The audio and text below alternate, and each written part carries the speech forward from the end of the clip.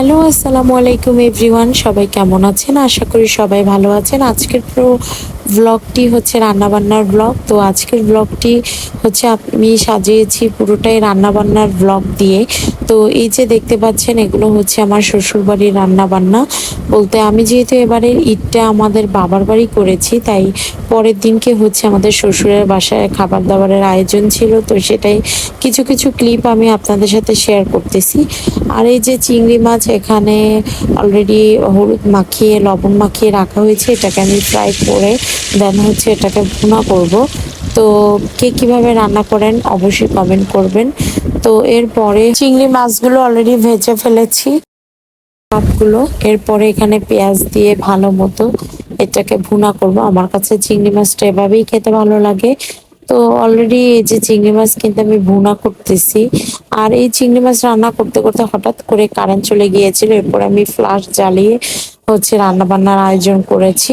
তো এরপরে এখানে রোস্টের জন্য মুরগি লবণ দিয়ে মাখিয়ে রাখা হয়েছে, এটাকে ভাজবো। আর এত পরিমাণে রোস্ট ভাজতে গেলে যে এত তেল ছিটে, যেটা আমার খুবই ভয় লাগে, তাই আমি ঢাকনা দিয়ে সবসময় ট্রাই করি সাবধানতার সাথে।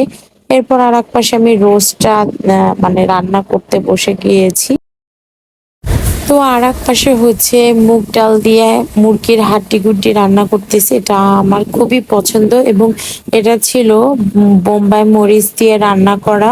তো এই যে দেখতে পাচ্ছেন, আর এই ডালটা এত বেশি মজা হয়েছিল যেটা আর কি বলবো, কল্পনার বাহিরে। কারণ এই ভ্লগটা আমি যখন ভয়েস দিচ্ছি তখন অলরেডি এটা আমাদের সব খাবার দাবারই খাওয়া শেষ হয়ে গিয়েছে। কারণ আসলে এখানে বসে আমি কন্টিনিউ ভ্লগগুলো রেডি করতে পারতেছি না, কারণ বুঝিনি তো মানে এখানে বেড়াতে আসলে আসলে মনই চায় না যে এটা নিয়ে একটা জিনিস নিয়ে বিজি হয়ে যায়। তো অবশেষে আমার ফাইনাল হচ্ছে চিংড়ি মাছ এই যে ভুনা করেছি, উপরে একটু বেরেস্তা ছিটিয়ে দিয়েছিলাম।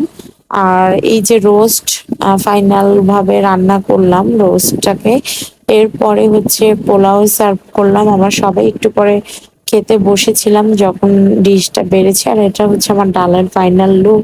ডালটার কথা আর কি বলবো, এখন মানে ভয়েস দিতে গিয়ে অলরেডি আমার জিভে জল চলে আসছে। আর এটা হচ্ছে ফিরনি, আমার শাশুড়ি রান্না করেছিল। তো এই যে ফিরনি, আর এই হচ্ছে সালাদ।